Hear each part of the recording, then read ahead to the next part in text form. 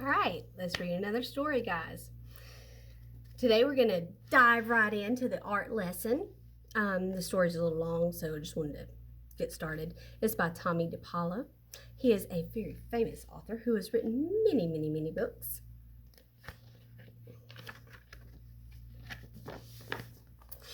Tommy knew he wanted to be an artist when he grew up. He drew pictures everywhere he went.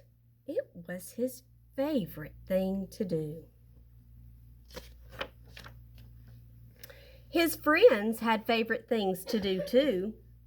Jack collected all kinds of turtles. Herbie made huge cities in his sandbox. Jeannie, Tommy's best friend, could do cartwheels and stand on her head. But Tommy drew and drew and drew.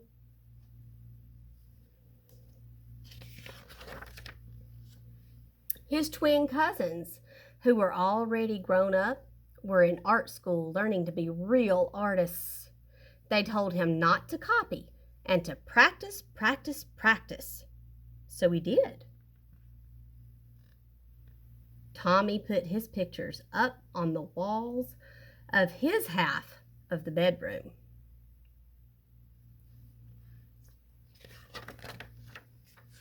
His mom put them up all over the house. His dad took them to the barber shop where he worked.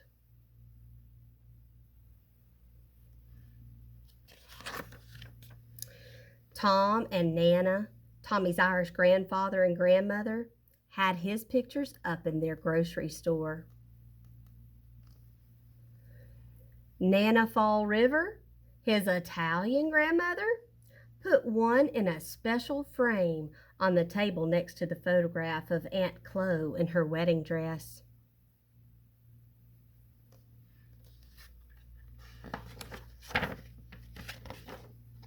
Once Tommy found a flashlight and a pencil under the covers, and he drew pictures on his sheets.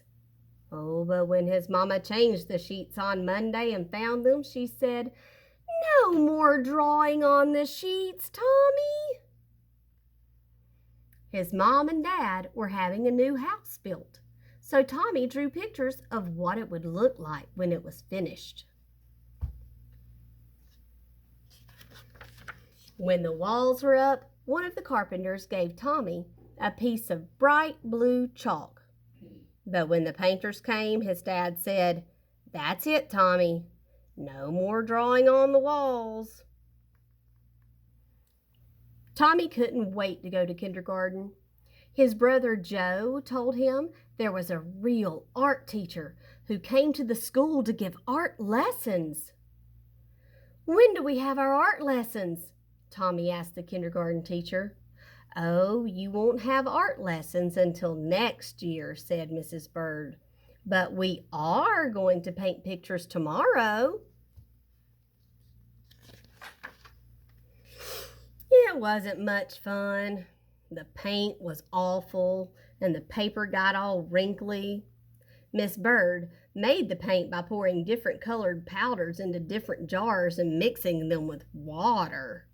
The paint didn't stick to the paper very well and it cracked.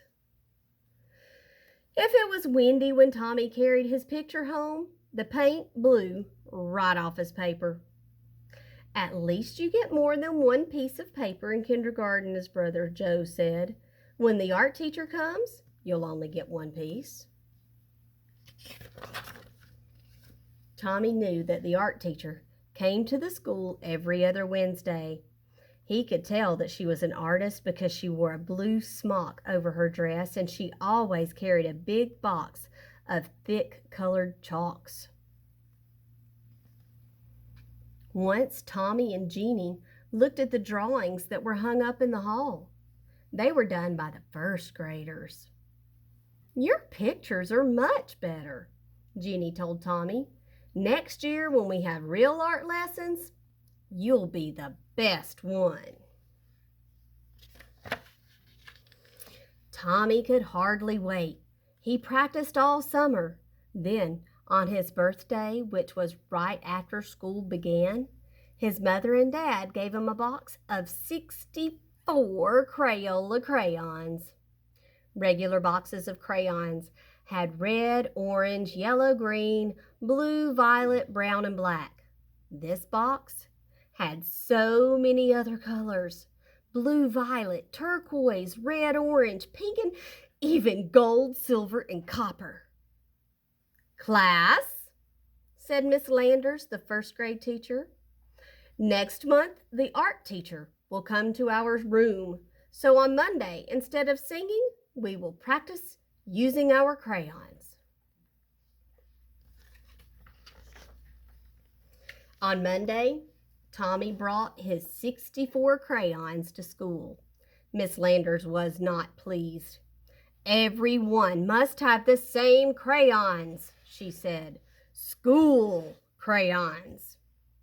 School crayons had only the same old 8 colors, and Miss Landers passed them out to the class and said, "These crayons are school property.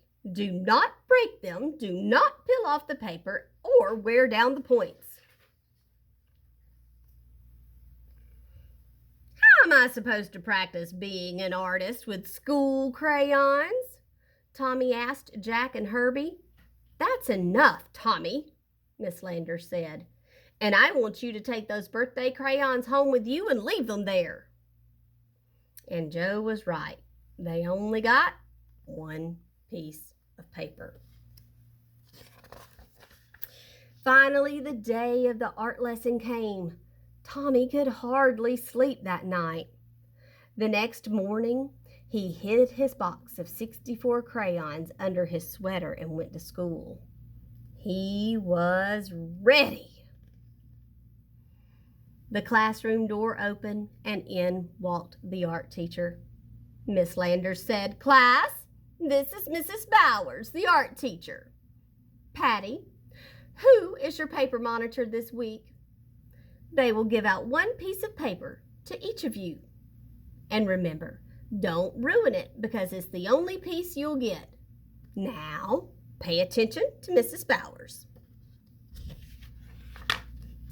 "Class," Mrs. Bowers began, "because Thanksgiving is not too far away, we will learn to draw a pilgrim woman, and a turkey. Watch carefully and copy me." Copy? Copy? Tommy knew that real artists didn't copy. "This is terrible. This is supposed to be a real art lesson." He folded his arms and just sat there. "Now what's the matter?" Miss Landers asked. Tommy looked past her and spoke right to Miss Bowers. "I'm going to be an artist when I grow up, and my cousins told me that real artists don't copy, and besides, Miss Landers won't let me use my own 64 Crayola crayons." Well, Mrs. Bowers said, "what are we going to do?" She turned to Miss Landers, and they whispered together. Miss Landers nodded. "Now, Tommy," Mrs. Bowers said, "it wouldn't be fair to let you do something different from the rest of the class. But I have an idea. If you draw the pilgrim man and woman and the turkey, and if there's any time left, I'll give you another piece of paper, and you can do your own picture with your own crayons. Can you do that?" "I'll try," Tommy said with a big smile.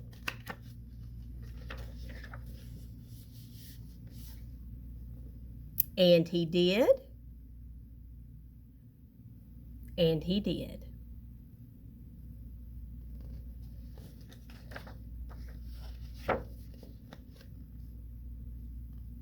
And he still does.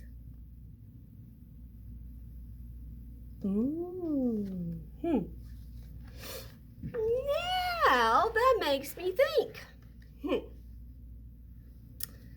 I told you in the beginning the person who wrote this book and illustrated it was Tommy dePaola.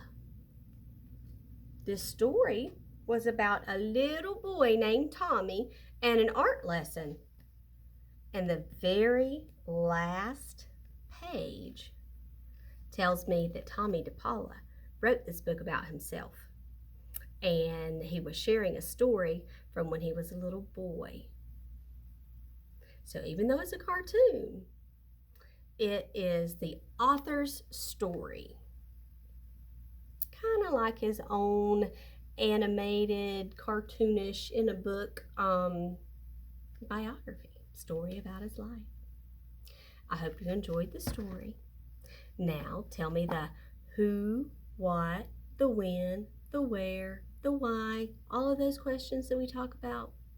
Who was in the story? What was the setting? Where did it take place?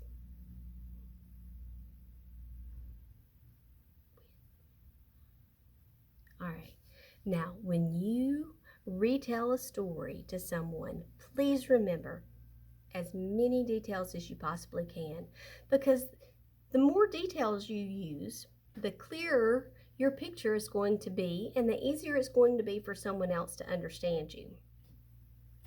And you have to pay attention to the details. And when you pay attention to the details, they're much easier to share. Okay, have a good afternoon. Bye.